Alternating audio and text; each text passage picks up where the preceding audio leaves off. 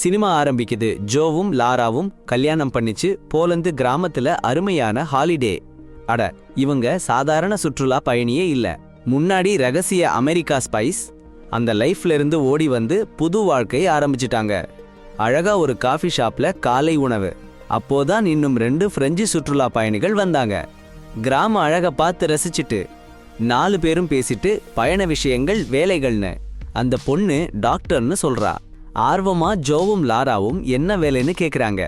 ஆனா இவங்க 2 பேரும் ரகசியமான பாஸ்ட் சொல்ல மாட்டாங்க. சிரிச்சிட்டு சின்ன கடை வச்சிருக்கோம்னு சொல்றாங்க. காலை உணவு முடிஞ்சு லாட்ஜுக்கு போறாங்க. ஜோ வேற டூரிஸ்ட் கூட கிராம சுற்றுலா போகலாம்னு சொல்றாரு. லாராவுக்கு சரியில்லைன்னு தோணுது. அவங்க லாட்ஜ்ல இருக்கட்டும்னு சொல்லி ஜோவை போக சொல்றா. ஜோ கொஞ்சம் தயங்கினாலும் சரின்னு சொல்றாரு.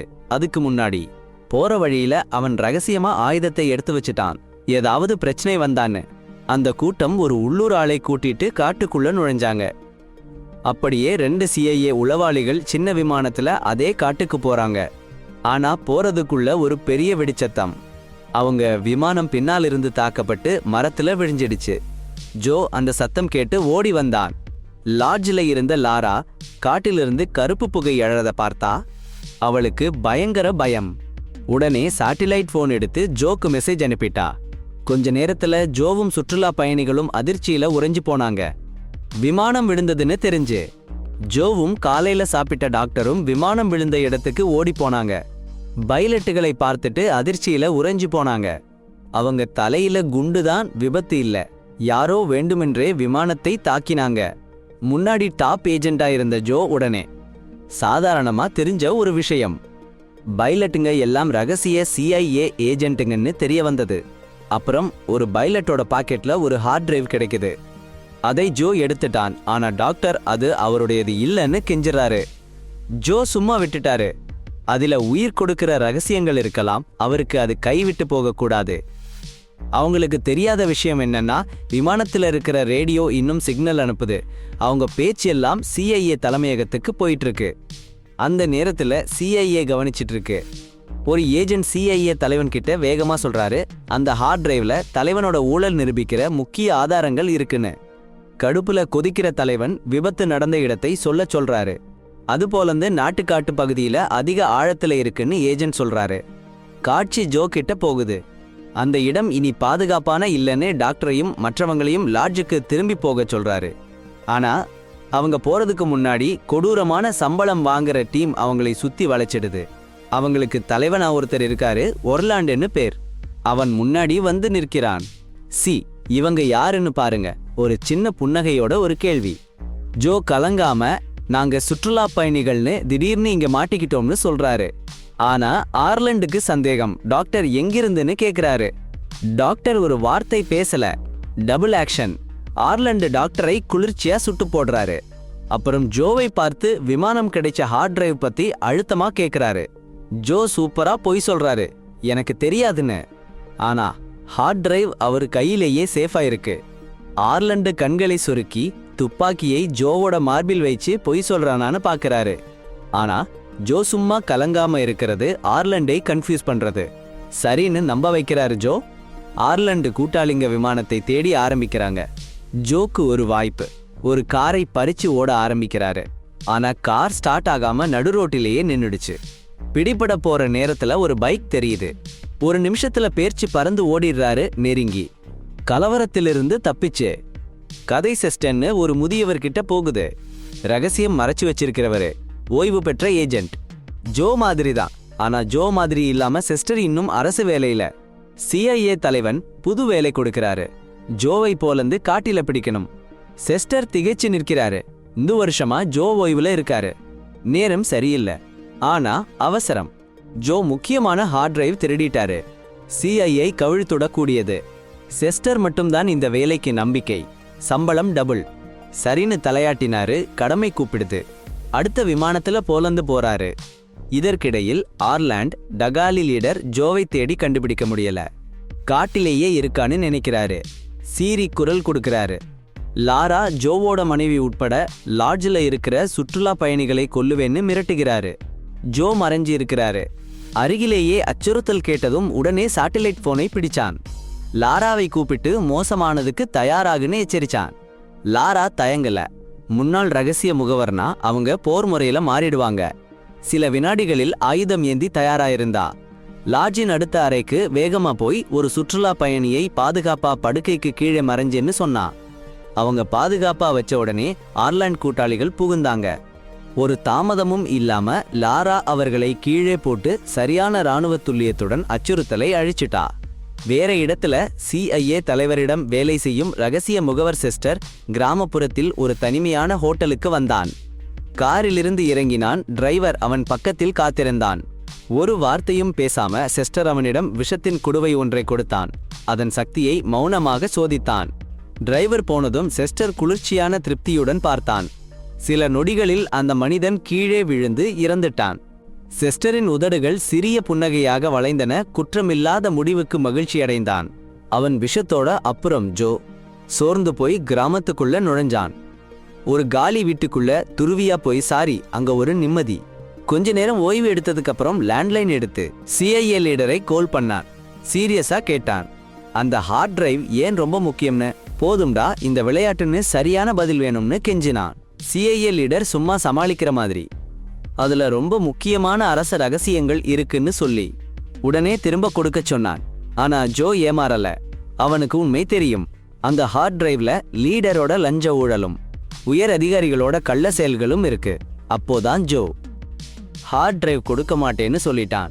CIA லீடர் மாதிரியான ஊழல் அதிகாரிகளுக்கு போதும்டான்னு எல்லாத்தையும் பப்ளிக்ல வெளியிட போறேன்னு அறிவிச்சிட்டான். CIA லீடருக்கு tension. அவனுக்கு பேர் கெட்டு போச்சு.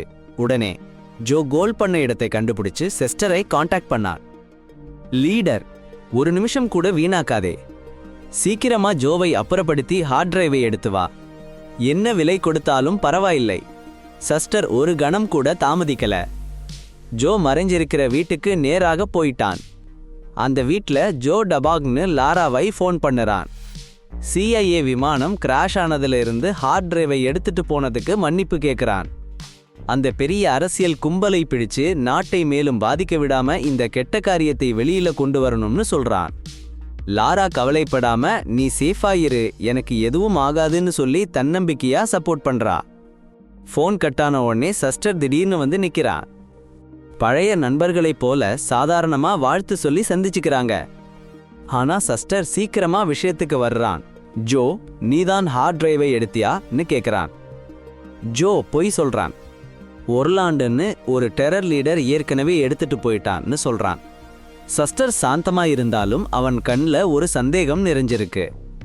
இல்லைன்னா இப்பவே ஹார்ட் டிரைவை கொடுத்துடு, இல்லைன்னா ரொம்ப ஆபத்தான சண்டை. செஸ்டர் 2 குடிச்ச பொருள்களை ஊத்துறான். ஜோக்கு 1 கொடுக்கறான். ஜோ அந்த கிளாஸை பார்க்கறான். சந்தேகம் வந்துடுச்சு. ஆனா வேண்டாம்னு சொல்றான். விஷயத்த மாத்தி ஆர்லின் பத்தி கேட்கறான். அவன் யாருன்னு, ஏன் அவ்வளோ பேர் அந்த ஹார்ட் டிரைவை பிடிச்சுக்கணும்னு ஆசைப்படுறாங்கன்னு. செஸ்டர் சொல்றான், ஆர்லின் ரஷ்ய உளவுத்துறையில வேலை செய்யறான், அந்த ஹார்ட் டிரைவை திருடறதுக்காக. ரஷ்யக்காரங்க அதுக்குள்ள போச்சுன்னா அமெரிக்காவை சும்மா கவிழ்த்துடுவாங்க. ஜோ சந்தேகமா அந்த ஹார்ட் டிரைவ்ல அமெரிக்காவோட முக்கியமான தகவல்கள் இருக்குன்னு செஸ்டர் நிஜமா நம்புறாரா, இல்லனா CIA தலைவன் வேற உயர் அதிகாரிகள் பத்தின ஊழல் ஃபைல்களா இருக்குன்னு கேட்கறான். செஸ்டர் அந்த கேள்வியை பொருட்படுத்தாம விட்டுடுறான். என்ன இருக்குன்னு அவனுக்கு கவலை இல்லை. அவனுக்கு பாப் கூலி வாங்கலன்னு முடிஞ்சாதான் போதும். அப்புறம் லாரா அந்த லாட்ஜுக்குள்ள போறாங்க. அங்கே ஆர்லாண்ட் ஆளுங்க சுற்றுலா பயணிகளை கட்டி போட்டு வச்சிருக்காங்க. சத்தம் போடாம மேல போய் ஒரு காப்பாளரை அடக்குறாங்க. சுற்றுலா பயணிகளுக்கு மறைஞ்சி இருங்கன்னு சொல்றாங்க. அவங்க கீழே உள்ள அறையில ஆர்லியன்ஸ் ஆட்கள் சும்மா இருந்து குடிச்சிட்டு இருக்காங்க. அப்போ ஒரு பயங்கர சத்தம், ஒரு உடம்பு தரையில விழுற சத்தம். ஆட்கள் எல்லாரும் ஓடி போய் பார்த்தா மேலே இருந்து ஒருத்தன் தூக்கி போடப்பட்டிருக்கான். ஆர்லியன்ஸ் வலது கையாளு அவன் ஆட்களுக்கு கட்டளை போடுறான், மேலே போய் பாருங்கன்னு. ஆனா அங்கேயும் இன்னொரு உடம்பு. அவனுக்கு கோபம் பொத்து கொண்டு வந்துடுச்சு.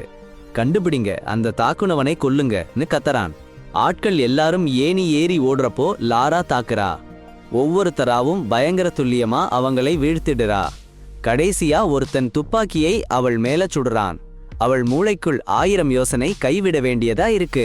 ஆனா அவள் எப்பவும் ரெடிதான். அவள் கூந்தலுக்குள்ள ஒரு சின்ன கத்தி. அந்த கத்தியை பயன்படுத்தி சூழலை மாத்திடுறா. காவல்காரங்களை அடிச்சு வீழ்த்திட்டாச்சு. இப்ப லாரா ஆர்லியன்ஸ் வலது கை ஆளுக்கு எதிரா நிக்கிறா. அவள் ரொம்பவும் சோர்ந்து போயிருக்கா. ஆனா அந்த ஆளு ரொம்ப வலிமையானவன். அவளை ஒரு சேர்ல உட்கார வச்சு விசாரிக்க ஆரம்பிக்கிறான்.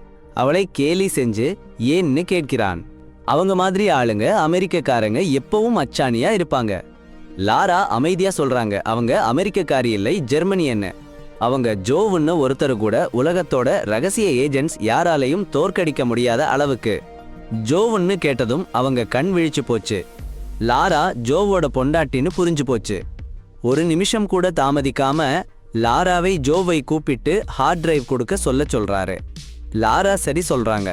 ஆனா அவங்க சேட்டலைட் போனை திரும்ப கொடுக்கணும்னு நிபந்தனை போடுறாங்க. ஜோவ் கூட பேச அதுதான் வழி. அவங்க வலது கையாளு போனை கொடுக்கறாரு. லாரா ஸ்பீடா ஒரு கோட் போடுறாங்க. அடுத்த நொடி அரை முழுக்க காதை பிளக்கும் வெடிச்சத்தம். அப்புறம் காட்சி மாறுது. ஆர்லண்டு அவன் ஆட்களோட ஜோவ் சிஸ்டர் இருக்கிற வீட்டை தேடி போறாங்க. ஒரு கிராமத்துக்காரர் ஜோவை பார்த்து தப்பு தகவல் சொல்றாரு. கடுப்பான ஆர்லண்டு 3 ஆளுகளை அனுப்பி ஜோவை கிள்ளி விட சொல்றாரு. ஆனா ஆளுங்க தயங்குறாங்க. ஜோவ் எளிதா விடக்கூடிய ஆள் இல்லைன்னு தெரிஞ்சு ஆர்லண்டுக்கு பொறுமை இல்லாம போகுது. அங்கேயே அவங்களை சுட்டு போடுறாரு. உள்ள ஜோவ், டெஸ்டர் பாருங்க, அவங்களை சுத்தி வளைச்சிருக்காங்க. டெஸ்டர் அப்படியே உட்கார்ந்து, ஜோ எழுந்திருக்க உதவி பண்ணு, எனக்கு பின்னாடி ரொம்ப வலிக்குதுன்னு கொஞ்சம் கஷ்டமா சொல்றாரு. ஆனா ஜோ அவருக்கு உதவி பண்ண போறப்போ டெஸ்டர் ஒரு சிரிஞ்சில ஜோவை குத்திடுறாரு. அதான் விஷம். இதுல விஷம். உனக்கு ஆன்டிடோட் கிடைக்காட்டி 24 மணி நேரம் தான் உயிர் இருக்கு. ஆனா அந்த ஹார்ட் டிரைவ் கொடுத்தா நான் ஆன்டிடோட் தர்றேன்னு டெஸ்டர் சீரியஸா சொல்றாரு. ஜோ கொஞ்சம் யோசிச்சுட்டு சரி, ஆனா முதல்ல ஆர்லண்ட் காரியத்தை முடிச்சிட்டு பாப்போம்னு சொல்றாரு. டெஸ்டர் தாமதிக்காம அருகில இருக்கிற மின் கம்பத்தை சுட்டு போட்டுடுறாரு. அப்படியே இருட்டா போச்சு. வெளியில ஆர்லண்ட் கூட்டாளிகளோட கொட்டுறாங்க. வீடு குண்டுகளால நிறைஞ்சு போச்சு. ஆர்லண்ட் ஒரு ஸ்மோக் கிரெனேட் போடுறாரு. புகை, அடடா, சுவாசிக்கவே முடியல. அவங்க ஆளுகள் எல்லாம் உள்ளே புகுந்தாங்க. ஆனா ஜோவும் டெஸ்டரும் ரெடி. அங்க ஒரு போர். அந்த குழப்பத்திலேயே டெஸ்டரும் ஒரு கிரெனேட் வெடிச்சுடுறாரு. கேரேஜ் கதவு பொடியா போச்சு. வெடிச்ச அதிர்ச்சி இல்ல. ஹார்ட் டிரைவ் ஜோ கையில இருந்து பறந்து போச்சு. செஸ்டர் ஒரு நிமிஷத்துல கைப்பிடிச்சிடுச்சு. ஆனா ஓடி போறதுக்கு பதிலா ஜோவை கடுமையா அடிச்சுட்டு ஓடிடுச்சு. இப்போ ஜோ தனியா நிற்கிறான். ஆர்லாண்டோட ஆட்கள் எல்லாம் சுத்தி வளைஞ்சு நிற்காங்க. அவன் ஏற்கனவே காயப்பட்டிருக்கான். அவன் பயங்கரமா போராடுறான். ஆனா அவனுக்கு பிரச்சனைன்னு தெளிவா தெரியுது. இன்னொரு கிரெனேட் வெடிச்சு ஜோ சுவரியில மோதி விழுந்தான். அவன் இன்னும் பலவீனமா ஆயிட்டான். கொஞ்ச நேரத்துல ஆர்லாண்ட் துப்பாக்கியோட ஜோ கிட்ட வந்தான். ஏன் ஹார்ட் டிரைவை கொடுக்கல? இந்த குழப்பமெல்லாம் வேண்டாம்லன்னு கேட்டான். ஜோ திருப்பி கேட்டான், அந்த ஹார்ட் டிரைவ்ல என்ன இருக்கு? இவ்வளவு தூரம் ஆர்லின் போறதுக்கு? ஆர்லாண்டோட கண்கள் கடுமையா ஆயிடுச்சு. உண்மையை சொன்னான். அந்த ஹார்ட் டிரைவ்ல CIA தலைவனும் அமெரிக்காவோட உயர் அதிகாரிகளோட ஊழலுக்கு சான்று இருக்குன்னு சொன்னான். அவன் அவங்களை வெறுக்கிறான். அவங்களை வீழ்த்த அந்த ஹார்ட் டிரைவ் சாவேன்னு நம்புறான். அவன் முன்னாடியே CIA விமானத்தை சுட்டு உருக்குலைச்சிட்டான் அந்த ஹார்ட் டிரைவை எடுக்க. ஜோவோட கண்கள் அதிர்ச்சியோடு விரிஞ்சு போச்சு. ஆர்லாண்ட் ரஷ்ய உளவுத்துறையோட கூலிப்படையா இருந்தான் ஒருத்தன். அப்புறம் என்ன? அமெரிக்காவோட ஊழல் அரசியல்வாதிகளை அம்பலப்படுத்தினான். சட்டென்று ஜோ மன்னிப்பு கேட்டான். செஸ்டர் ஹார்ட் டிரைவ் திருடிட்டான்னு சொல்லி. செஸ்டரை பிடிக்கணும்னு கூட்டணி அமைச்சாங்க. லாராவை தாக்க போறான்னு நினைச்சு லாட்ஜுக்கு போயிருப்பான்னு சொன்னான். டேய், 2 பேரும் பறந்து போனாங்க. ஒரு பயங்கர கூட்டணி. CIA தலைவனுக்கு ஜோ ஃபோன் பண்ணான். அவன் ஊழலை அம்பலப்படுத்துறேன்னு. அந்த கர்வம் நிறைஞ்ச குரல் கேலி பண்ணுச்சு. செஸ்டர் ஹார்ட் டிரைவ் எடுத்துட்டான்னு. 24 மணி நேரத்துக்குள்ளேயே நீ விஷம் குடிச்சிட்டேன்னு கேலி பண்ணான். ஜோ சிரிச்சான். விஷம் முழுசா வேலை பண்ணலன்னு சொல்லி. அவனுக்கு உடனடி ஆபத்து இல்லைன்னு சொன்னான்.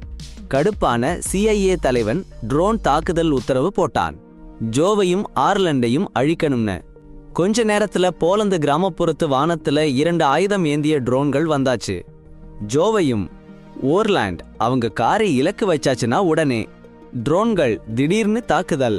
சுட்டுப்புட்டு குண்டுகள் மழை மாதிரி காரின் மேல பொழியுது. ஜோ காரை திசை மாத்தி கடுமையா கார் ஓட்டினாரு. அதிர்ஷ்டவசமா தப்பிச்சாங்க. ஆனா ட்ரோன்கள் விடல. ஒரு நிமிஷம் கூட விடாம ஒட்டிக்கிட்டு இருக்கு. ரொம்ப பயங்கரமான துரத்தல். ஒவ்வொரு நொடியும் பதற்றம் அதிகமாகுது. சட்டென்று ஜோ காரை சாலையோர சிறிய ஓட்டலில் மோதி நிறுத்தினாரு. குறுக்க சத்தமா மோதல். ஆனாலும் அதிசயம். 2 பேரும் சேதமில்லாம பாதுகாப்பா வெளியே வந்தாங்க. உடனே ட்ரோன்களை நோக்கி திரும்பினாங்க. கடுமையான சண்டைக்கு பிறகு ஒரு ட்ரோனை சுட்டு வீழ்த்தினாங்க. ஆனா சொல்லிக்கொண்டே இருக்கின்றனர், எர்லின் ஜோவை நோக்கி துப்பாக்கியை நிறுத்தினாரு. பின்னால இருந்து சுட்டாரு. உண்மையை சொன்னாரு. அவருக்கு ஒரு கூட்டாளியே வேணாம்னு, அந்த லஞ்சகார அதிகாரிகளை எதிர்க்கிறதுக்கு சேர்ந்து வேலை பண்ண வேணாம்னு. ஜோவுக்கு வேற வழி இல்ல, சரின்னு சொல்ல வேண்டியதுதான். ஆனா ஓர்லாண்ட் என்னமோ பண்றதுக்கு முன்னாடி ஒரு துப்பாக்கி சத்தம். லாரா வந்தாங்க. ஓர்லாண்ட் மேல சுத்தமா ஒரு ஷாட் விட்டாங்க. ஆபத்து போச்சுன்னு நினைச்ச நேரத்துல மீதி இருக்கிற ட்ரோன் மறுபடியும் தாக்குது. ஒரு பயங்கர வெடிச்சத்தம். புகை மூட்டத்துல லாராவும் ஜோவும் கிட்டத்தட்ட செத்து போச்சுன்னு நினைச்சாங்க. ரொம்ப காயப்பட்டாங்க. ஆனா உயிரோட இருந்தாங்க. அடுத்த நாளைக்கு காலையில ஜோ லாராவை ஒரு ஏரியோரத்துக்கு கொண்டு போனான். ஒர்லாண்டோட வலதுகை மாப்பிள்ளையோட சண்டையில லாராவுக்கு இருந்த காயம் அவளை நொந்து போக வச்சிருந்துச்சு. ரொம்ப வலிமையா இல்ல, ஜோ என்னால முடிஞ்ச முதலுதவியை பண்ணினான். அவளை சமாதானப்படுத்தி சொல்லிக்கொண்டே இருந்தான். சிறிது நேரத்துல லாராவுக்கு சக்தி திரும்ப வந்த மாதிரி இருந்துச்சு. அவங்க நீர்நிலை கரையில ஓய்வெடுத்துக்கிட்டு இருந்தப்போ செஸ்டர் எங்கிருந்தோ வந்துட்டான். ஜோ முழுசா கிளம்பி போயிட்டான். செஸ்டர் அமெரிக்கா போயிருக்கணும், ஆனா இங்கே வந்திருக்கான். அவனுக்கு நிலைமை சரியில்லைன்னு தெரிஞ்சிச்சு. அவன் சொன்னான் அவனால அங்கிருந்து போக முடியல. அவன் உடம்பு தானா நின்னு போச்சுன்னு. ஜோ ஒரு நிமிஷம் கூட யோசிக்கல. அந்த மருந்தை எடுத்தான். சத்தியம் சிஸ்டரை அதிர்ச்சியில ஆழ்த்திச்சு. ஜோ தன்னையே விஷம் குடிக்கல, சிஸ்டர் தான் அப்படி பண்ணினான். சிஸ்டர் முன்னாடி குடிச்ச பானத்துல விஷம் கலந்திருந்துச்சு. ஜோக்கு அது தெரிஞ்சிருந்துச்சு. அவன் அதை குடிக்க மாட்டேன்னு சொல்லிட்டான். கையில மருந்து இருக்கு. ஜோ